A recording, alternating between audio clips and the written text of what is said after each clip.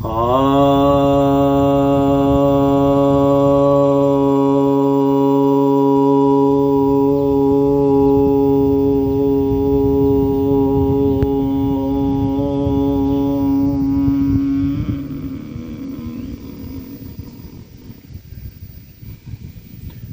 भक्तजनों को सप्रेम नमः। तो आज आपकी एक जिज्ञासा का समाधान लेकर आया हूँ। तो ये जिज्ञासु जी पूछते हैं कि विचारों के दोहराव को कैसे समाप्त करें। मस्तिष्क में एक ही प्रकार के विचार अनावश्यक आते ही रहते हैं जो परेशान कर देते हैं।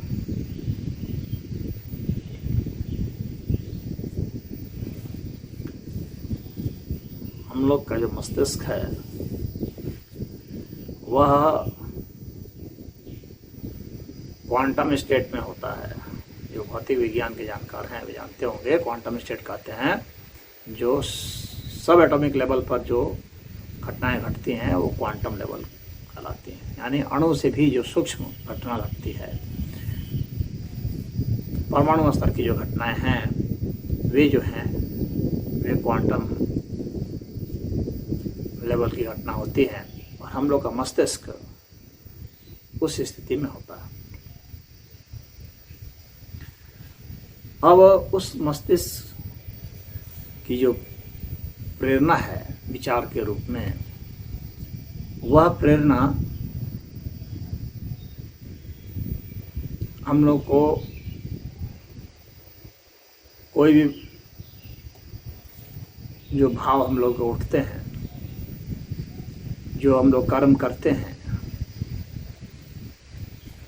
हमारी इंद्रियों की संवेदनाएं जो हैं उससे संबंधित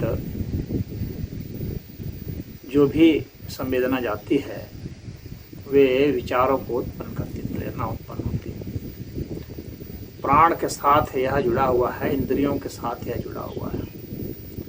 मन भी एक इंद्रिय है जहाँ विचार स्टोर्ड रहते हैं, और बुद्धि जो है उससे भी यह जुड़ा हुआ है जो कि विश्लेषण करता रहता है।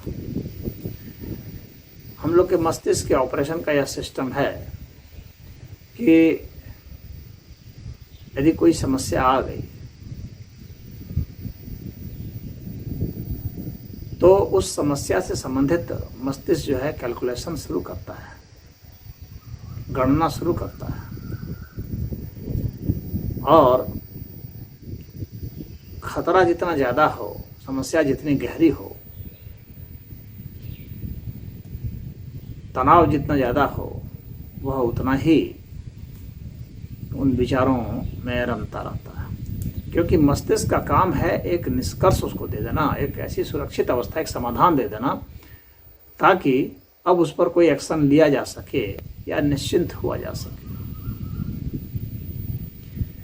तो जब कोई समस्या आती है तो लगातार विचार इसलिए चलते हैं। बुद्धि बहुत तेजी से विश्लेषण करती है क्योंकि वह हमें सुरक्षित रखना चाहती है, हमें विकसित करना चाहती है, हमें समृद्ध करना चाहती है, हमें बचाए रखना चाहती है। तो वह बुद्धि जो है लगातार चिंतन करते रहती है। उसके पास जितने इनपुट हैं, जितने डाटा है उसके पास उपलब्ध हैं, उन डेटा के आधार पर वे जो है प्रोसेसिंग उसका शुरू होता है।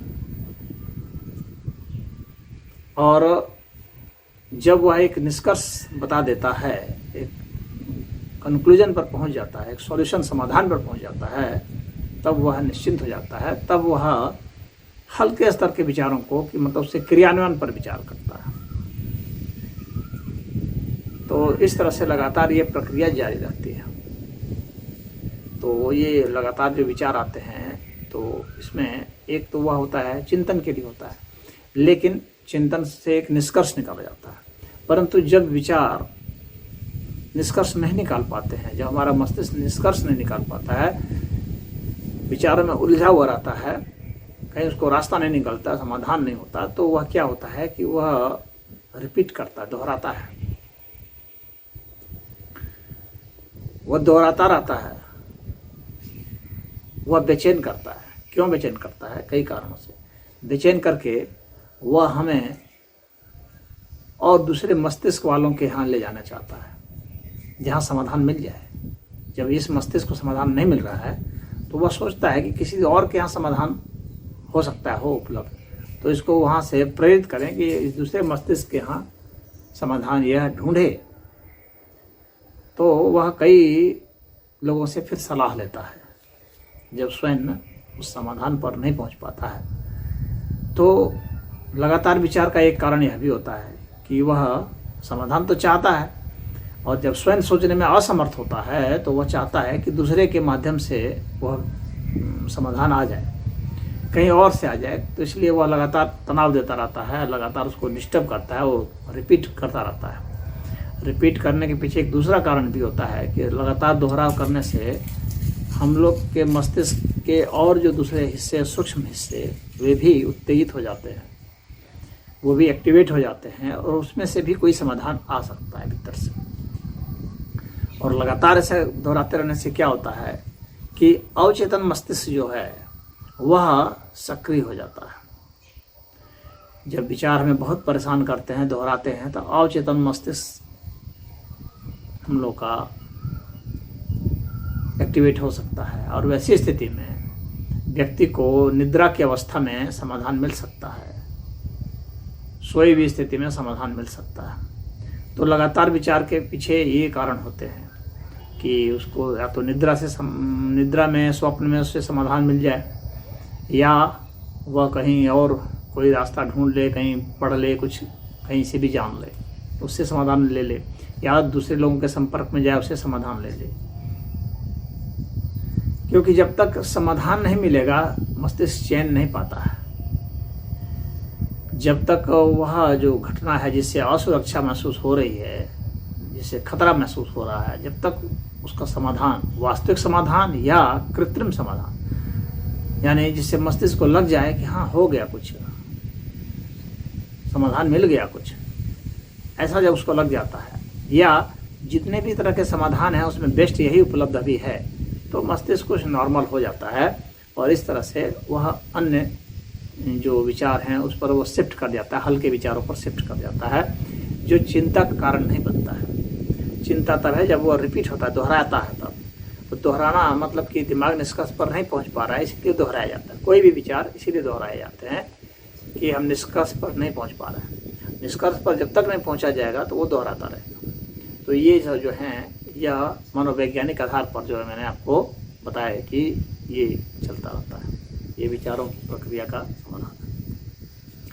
अब इसके बाद एक अवस्था और आती है जब हम विचार को शांत कर देते हैं। वह किस तरह से? या तो हम बहुत गहरी नींद में सो जाते हैं तो विचार शांत हो जाते हैं, या बेहोश हो जाते हैं तो शांत हो जाते हैं, या एक दूसरा और रास्ता यह होता है कि हम अपने विचारों को डाइवर्ट कर दें, यानी कोई दूसरा मुद्दा उसको दे दें जिसमें कि वह लग जाए,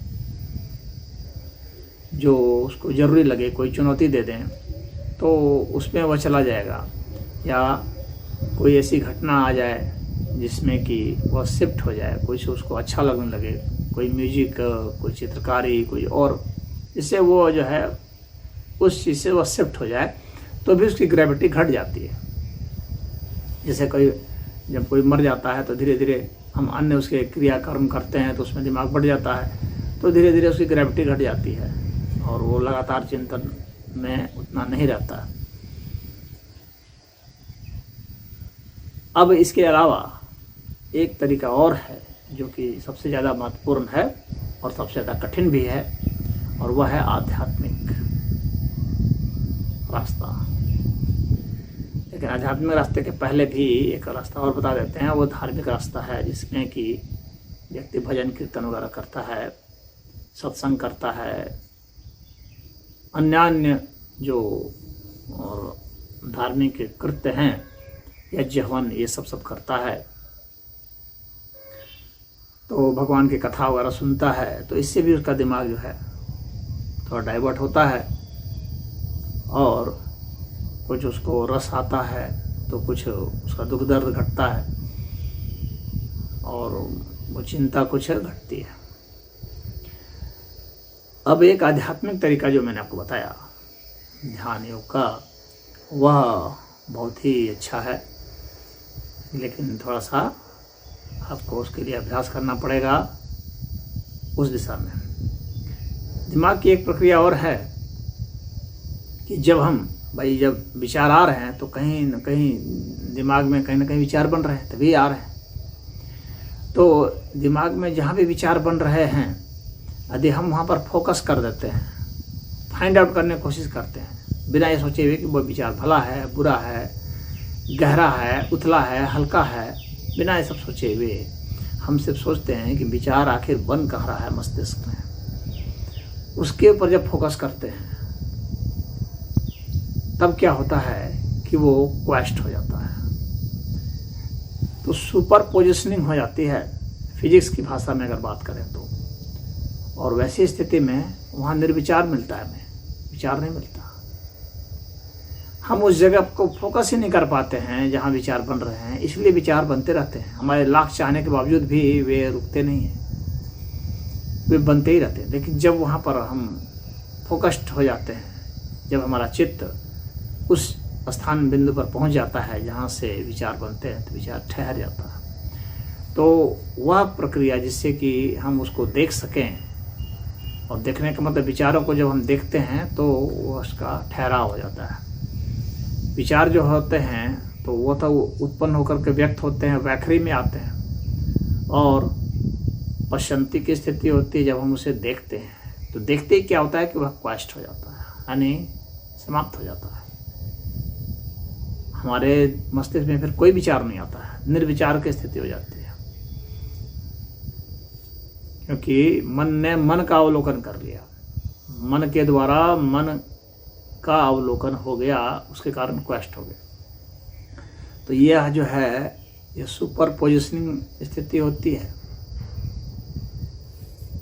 तो इसमें अब साधना की पद्धति क्या है, कैसे किया जाएगा, तो इसकी भी कई पद्धतियां हैं, कोई एक दो पद्धति नहीं है, लेकिन मैं आपको कुछ साधारण से बता दे रहा हूँ। आप क्या कीजिए, अपने आँख के चारों ओर जो है जितने रेंज में आप देख सकते हैं, इसको देखते हुए विचार कहाँ बन रहे हैं वो जानने का प्रयास कीजिए। यानी अपनी आँखों के चारों ओर आप इस तरह से अपना नज़र रखिए कि आपको आँख के चारों ओर दिख रहा हो, और चारों ओर देखते हुए फिर देखने की कोशिश करें कि विचार कहाँ बन रहे हैं। तो आप देखेंगे कि विचार शांत हो गया, विचार दिखेगा ही नहीं, बनेगा ही नहीं। वह एक स्थिति होती है। दूसरी स्थिति होती है कि आप जो है श्वास प्रश्वास पर अपने को फोकस करें, इसको विपश्यना भी कहा जाता है। श्वास प्रश्वास आ रही है जा रही है उस पर फोकस करें, यानी श्वास को महसूस करने की कोशिश करें, इसकी आवाज़ को सुने, ये किस नाक से स्पर्श है उस स्पर्श को महसूस करें, इसके प्रभाव को महसूस करने की कोशिश करें।